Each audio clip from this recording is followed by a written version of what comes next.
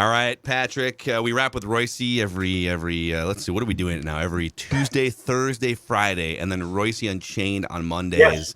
SKOR North YouTube channel, Mackey and Judd podcast feed. So, all right, now that you've had a few days to simmer on the 8-1 Minnesota Vikings, where are you at with them now? There's been a lot of comparisons to the 2009 Vikings. Not as much. The 17 team was just a defensive juggernaut with a backup quarterback. Are you getting any 2009 vibes from this team? I think they might be better. Whoa. I think they might be better. I think the 2009 team, Brett had the year of his life, and I mean, Sidney Rice was their number one receiver. Yeah, and he went, and he was good, and then the next year he refused to play because he didn't get his money. So, that went in the tank. But Favre made him he became Favre's guy, and that was great. But I think they might have more really good players. But again, they've avoided injuries completely, so we'll see. Except for the corner, I guess they're getting some hurts in the corners now, so we'll see if that hurts them. But I can't believe they're underdogs to Dallas. Is that still the case?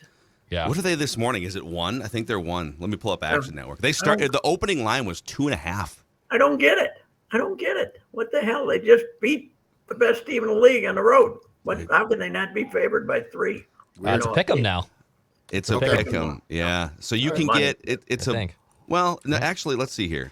Right now, it's still a 1.5. Well, actually, this is weird because Action Network is saying it opened as a pick'em, but it definitely opened at 2.5. So I don't know where they're getting that from.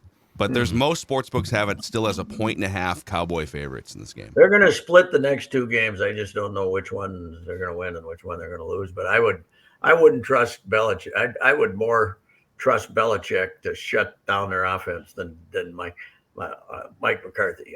I can see them having a hard time against New England. Will figure out some stuff, and because they're really good defensively, but they don't have much of an offense. So, but they'll split these 2. I just don't know how they're going to split them. But I would bet they win Sunday and lose to Belichick on Thanksgiving. This is crazy. What's up? 77% of the money is on the Cowboys right now, according to Action Network. No respect. What? No respect. We're not getting any respect. I don't get it, though. It doesn't make any sense. They just stuck it out against Green Bay, and McCarthy's, if he gets a chance to screw something up, he will. Plus, I'm not a big I'd be more afraid if Cooper Rush was playing than Dak. Dak will make some mistakes for you. Dak's I'm not a big Dak guy. He's I'd hate to be paying him $50 million or whatever the hell they're paying him. Yeah. So, but I'm all in. I'm all in on these Vikings. So, I think when I look around, they got a lot of good players. They got big cojones, and they got they do intangibles, big cojones. You can look at all the stats you want, but they rank top 3 in cojones size. Yes. Don't look now, but the quarterback's probably the runner-up to Mahomes right now. Even though his numbers aren't great, with all those fourth quarter comebacks, he's probably going to be he'll probably be second or third in the MVP voting if this keeps up, right? Where's Jefferson? Yeah, I mean that's hard to sell, but he should be. But when's the last time a receiver won? Jerry Rice win one back in the day. Is that yeah, Jerry Rice. So right now your MVP odds are Patrick Mahomes is a plus 120. And then Josh Allen and Tua are plus 500. But Kirk is 7th on this list. He's 25-1, tied with basically Joe Burrow. Is Jefferson on the list? This is sportsbettingdime.com. I don't know if that's credible, but is Jefferson on the list? He is. He's like 11th at 80-1. Yeah, well, if he can't win it, no receiver can, right? That's pretty much the Jerry Rice, I think, did win it back then in the day. He was he was a treat to deal with. Whew, when you were a visiting writer, he was not an outgoing fella. He did not have time for you. I had a friend of mine, Ron Reed, who's no longer with us, but with the Philadelphia paper, and he was out doing an advance on a game, and he got Rice. They were going to get Rice 1-on-1 for him, and he gave them about 5 straight monosyllabic answers, and Reed closed up his notebook and said, thank you, Jerry, and I hope you drop a lot of passes on Sunday. And he walked away. Crusty old football writers. I hope you drop it. And he said, I heard some in a bit of Mississippi language as I was walking away. He was reaming them out. But I mean, how can you not be in on these guys? I mean, when's the last time the Vikings were actually fun? You know? That's another great question. Yes. I mean, Keenum was fun, wasn't he? Yeah, 17 was fun. Yeah. 09 was great fun, but then went off the cliff. Yeah. But this is all of a sudden you're saying, what do you got here? They're so damn competitive. They really try. There's nobody that's more cynical about those guys because I can't stand the amount of money they make and still don't want to. They want to put it all in their pocket, and they're. But these guys have converted me too, and I'm a tough audience because, as I said it before, that when people tell me they love the Vikings, I always say that's because you've never met them. But that's that was more in the old days. These guys now, it's so much different than. I mean, as far as access, you don't even know if they're jerks or not anymore, right, Judd? Yeah, for the most part. Incredible fact, Patrick. AP NFL Most Valuable Player, which is the one recognized by the league, dates back to 1957. A defensive tackle in Page won it in 71. Yeah. A place kicker, Mark Mosley of Washington, won it in 82. No wide receiver has ever won it. Really? I'm looking through the entire list on Wikipedia Jerry Rice right now. Never won it. No wide receiver. Running backs have won it. Linebackers have won it. I can't find a wide receiver on this. We had a running back run in the 90s for sure. Yep. Lawrence Taylor won it. Is it a linebacker? Yes, I believe that is correct. Yeah. Like 86. That was a big set when he won. 86. Feels right. Yeah, that Mosley was an embarrassment. They're not football players. You can't make them the MVP of the football league, a kicker, because they're not football players, right? Who drove that? What moron drove that, Patrick? I don't know. But Lou the Toe Groza could have been the MVP because he also started at offensive tackle. He was also a tackle. He played, and then he went out there and Lou the Toe Groza. He kicked him about 35 yards. They majestically went about this high. There's a lot of Greg. There's been Greg Zerline, Greg Joseph, a lot of Greg the Legs out there, but the Toe is an underrated. Is it? Are there any kickers named Joe? Joe the Toe? Lou the Toe? But you can't be the Toe now. You're not going to hear the Toe anymore because they don't use it. Yeah, it's from the inside of the foot. What's that called? I've told you guys that Zambi told me that he knew they were in trouble before the first Super Bowl game in the Superdome when we had Freddie out there practicing our kicks, kicking them down there to about the 15, and trying to make, and they had Stenerud out there kicking them up high up in the ceiling. And, he said he was starting to kick these. He said, I saw that guy kicking the ball up in the air. And I said, this is a different kind of animal we're playing here today. I think Freddie was still there in 91, wasn't he? Or 69. I think he was still kicking for him. Yeah, I think he was.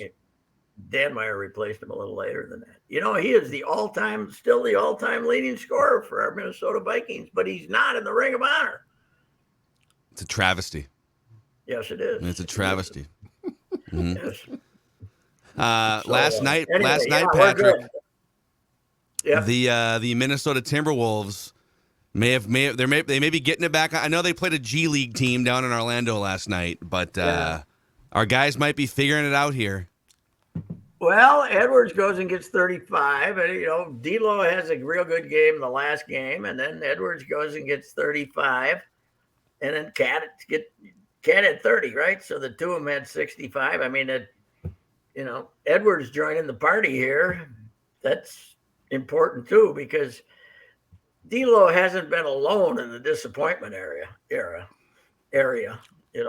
Edwards too, I think, has been, some of his attitude's been questionable at times, and So he goes and gets 35 last night. That's good. Well, you know what the key was last night? I don't know if you guys were glued to this game like I was, but they flew. Well, I don't know if Tom. I think Tom Crean lives because he lives in Georgia, right? So he lives within striking distance, and so Tom Crean showed up, Anthony Edwards' coach for 1 year at Georgia, and he had his arm around him during the shoot around and the warm ups courtside, and they had a long discussion about life and basketball. Oh, really? And then Tom Crean did an interview, I think during one of the commercial breaks coming back with Bally Sports North. And he talked about, I'm trying to get him to play with more joy and attack the. He was like giving all this the strategic advice. He goes, the Timberwolves have coached him up very well, but I'm his coach too. And here are the things that I told him. And so he meets with Tom Crean and goes for basically his best game of the season. I think the Wolves need to buy out his $3 million contract and just have him on the chartered flights for all these trips. Well, he's unemployed, right? He's did he get let go? He's not at Georgia anymore. Did he get fired there too? I think he did. Let's look him up here. Maybe I'm wrong, but I thought he got fired. No, I think you're right. Yeah. Well, it says most recently he was the head coach at Georgia. When they say most recently, that means you ain't there no more. He was asked to leave. Dude, they went 6-26 last year. Yeah. 1-17 in conference. Yes. Yeah, what?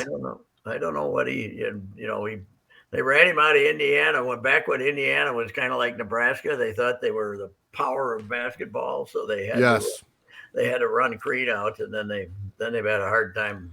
They're 10-8 or something like that. He's fired in March. Tom Crean was, so he can be Ant's life coach now. But I think he's right. I mean, Ant was this animated guy that 60 times. I mean, they did talk about how he didn't show up every game. He did a lot of dumb things. But, 3/4 of the time he was, looked like he was having a good time out there. And then this year it's been, what the hell? I think it's got something to do with all the his stupid remarks and all the bashing he took about that. And he's probably a sensitive fella. And, but hey, that's good. Somebody get him fired up because they need him. They need him on those nights when D'Lo is doing nothing, don't they? They should let him handle the ball more, don't you think? But I love it when he handles the ball. Yeah. But make him pass. Make him say, "Hey, we want 5 assists a night from you, buddy, not 2." Yeah, the pull-up threes, even last night. Yeah. He took 13 threes. He did make 7 of them, but it's not the most sustainable process. And when he gets a certain point total, he's hunting for more, man.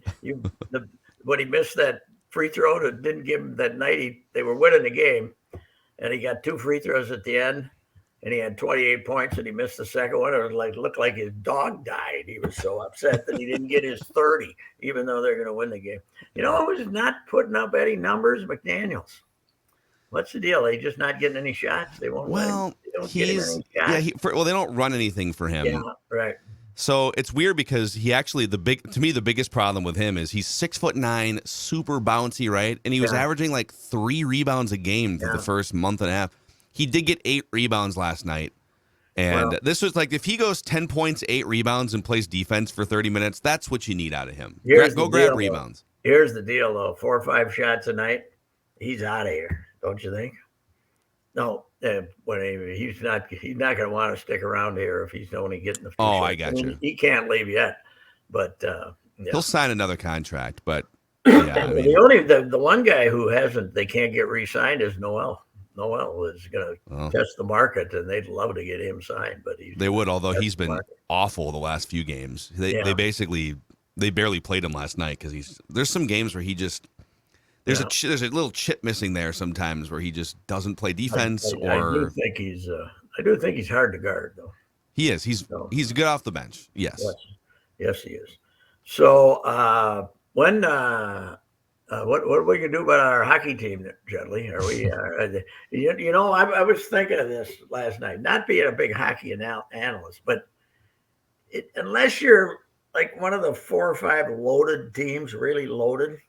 It's an up and down, 1 year could be your year and the next could not be your year. It's things, all the things that went right last year. Now Fleury's hurt and you don't have a goalie, and it's going to be interesting. What if First they? off, hey, Patrick, I'd like to apologize first off because Dawn, who's on vacation this week, is on a cleaning rampage, has decided to vacuum.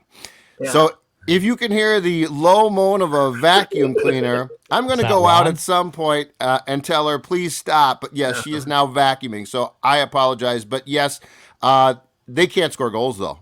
Like Dex has said, I mean, 5-on-5, it's just a complete debacle. It's atrocious. They can't score goals. Wonder what the hell's going on. What if the Ruski doesn't get them, they can't get any, huh? Yeah. Well, they lost. They lost Fiala, which they knew they were gonna lose. Like they weren't going to be able to re-sign him. And everyone was talking about, they're so deep though, right? They got 4 great lines. They got 4 lines to contribute. They have 2 guys that can score. 2 in Kirill and Boldy. It's like when the Twins have, we got a great deep rotation. You have 7 number 3 pitchers. There's no ace in this rotation. You need some guy to score some goals. You need someone to get a big outing. Yeah, they don't have enough elite scoring. Well, yeah, you guys are the ones that wanted to eat all that dead cap from Parisi and Suter, and now you're wondering why can't they find other players? Huh? I'm fine with it. Hey, is Zach in the league or is he out? Islanders. He's in. He does have still got a job, huh? Yeah. Yep. It's Buddy Lou. He got about 4 goals last year, didn't he? He scored one. He scored the winner, I think, on Saturday night though. They're actually 5. bounced back. They're He's got playing 5 well. goals. Oh, does he really? He's They're got playing 5 well. goals in 17 games. Yeah, playing 16 minutes a night. And I'm so glad he's gone. I bet the press misses those 4 or 5 minute post game interviews. I love those post game interviews with him. 8 seconds of silence. Boom. When somebody's thinking up the next question. Boom. If he was that fast coming out of the corner, he'd have a lot more. Boom. I just thought something. He's gone. He was not the sweetheart that the old man was. That's for sure. As far as dealing with. Certainly beats Suits though, who would duck the press at every opportunity. Suter, you couldn't find him. The hard-hitting Minnesota press. Yes, it's so difficult. You know who's the most amazing guy in Minnesota sports? Kevin Gorg, hanging on to the road job as the between periods interviewee with the Wild. And let's face it, everybody else has got a babe doing that, right? And Gorgie, doesn't fit that. Doesn't fit that criteria. I find him I think he's a good looking. I think he's a babe. Yeah, I think he's a good looking guy. I think he's funny. I think he's a funny guy too. He's got that personality. Yeah, I'm a Gorg guy. And he's going to ask the hard question. K-Train. Yeah. The players all call him K-Train. It's fantastic. He's the one guy I really like there. Oh, he's a great guy. He's a great guy and he's funny. Yes, guy, but Phil's the right. fact that he's kept his job is amazing to me. It's amazing to me. That's. I want Pat for one game to do Twins sideline reporting down in the camera well. We'll have the camera across the studio field shot. It'd be great in the background to hear the Lord's name taken in vain. Well, hey, you're gonna go. You're gonna cover the uniform unveil. Is it tomorrow? I'm gonna be there tomorrow. Yeah, it is tomorrow. Yes. They're leaking out. If it's the right one, they're already leaking out. That'd be a tragedy, wouldn't it? You're not into the leaked uniforms. Yeah, but somebody there'll probably be a big investigation to try to figure out. Oh, we'll find. I'm more excited to see the new scoreboard. That's supposed to be like they started, right? It finally started. They've been putting it in with big panels. It's supposed to be like 3 football fields or something. It's supposed to be unbelievable. The Mariners just traded for one of the best power hitters in baseball yesterday, and the Twins are going to be like, Correa went to the Phillies, but hey, check out our new scoreboard and uniform. I wanted to make a comment on what I saw in the baseball transactions today, though. This Tyler Anderson, who's 32, right, and goes and has a good year for the Dodgers, but out of nowhere. And now the Angels give him a load of money for 3 years to come there. There's no way he's not going to puke his guts out and be terrible, because the Angels are they spend their money so stupidly. They're unbelievable. Desperate. Yeah. Someone flirted with the Angels at the bar, and they're like, "Will you marry me?" Yeah. It's I saw that one. 10-year contract. It's not like they're signing a 27-year-old on the rise or anything. It's some 32-year-old. Patrick, I want you in the BSN studio with Katie. So when she says, the Twins lose 10-1, but I mean, coming up next, we're going to talk about, it's a bunch of crap. Katie, let me tell you, I've been watching this team since 61. Camera two, Pat. Camera two. Camera two. Flips them off. My announcing career for the Twins was one inning was Such in spring training. And That's we right. were supposed to do 2, but they fired us after 1 because Such was so terrible. And I don't blame me. And then I did that. Remember when Herbie played in that old timers game and ripped up? They had to redo the sod basically. I did that with Gordo, and I was 2 or 3 days. I was Gordo's the professional Gordo, and I was his color commentator. For that. But that's been the only one. Gordo, man. I could never. I'd love to hear that. How about me and Gladdy? We'd be a good team. I think you would be. You'd bring out the best in Danny, and I mean Gladdy, don't give us any more. Nobody would have any idea how many outs there are or who what's cares? happening. They'd be ripping everybody in the game itself. Yeah, it was. Who was I was one of the old ball writers called me yesterday, and we were talking about what club press boxes used to be like and what they are now, where everyone sits there. You can't yell. The Philadelphia one. I always told you that the scorekeeper would say, Dick Ruthven, 4 1/3 innings, 9 hits, 6 runs, all earned, 2 walks, 4 strikeouts, and the whole press box would shout, he was horse bleep. I don't think that would work. The whole press box. How do you think Dustin Morse would react if that was the case? They'd take that too well. He was horse bleep. Although in last year it would have just been every start would have been so and so went 4 2/3. Yes. Gave up 1 hit, no runs, but he did walk a guy. So now the leadoff hitter's coming up for the 3rd time, and we're pulling him out of there. Damn it! And then the reliever that came in was horse bleep. Yes. I got a report on Rocco, by the way, secondhand. He's not coming in for the unis because he says he's up to yogurt and poop up to his eyebrows from taking care of them, giving the wife a little relief with the baby. Where's the Grateful Dead touring on Friday? Actually, Yeah, Fish. Where's You're Fish right. and Grateful Dead? Hold on here. I don't know. I don't buy that. I'm not buying that one You give bit. me the mom. They got to be hiring a pitching coach, don't they? I was going to ask you. They haven't. They There's can't been a run lot of Pete teams out. that have announced their God, staffs. Poor Pete, just poor Pete, who's needs. If he's going to come back, Pete. make him go stand in the sun for 2 days and get a little power on him. He looks like a. You can't wipe that look off his face, though, Patrick. That look of fear. The look that he knows he's staring down the barrel of another bad pitching performance. Josh Culp must be a Pete guy or some damn thing, so he probably can influence him. It's incredible. I want somebody who knows him better than me to get the Wes Johnson story before the next spring training.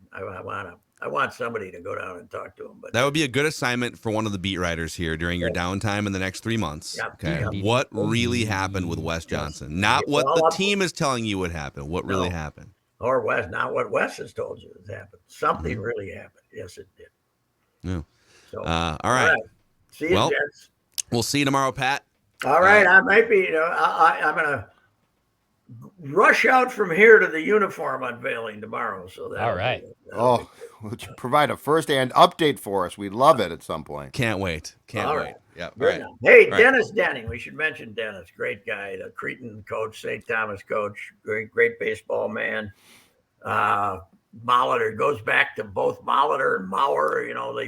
Maurer always came to his kids' clinics, and Molitor was, when he was the athletic director at St. Luke's grade school, Molitor was there, and so they go back the way there. And he's, he was a hell of a guy, really good guy. And then he went to St. Thomas. And Steve Fritz, I don't know if you saw it, I put this on Twitter.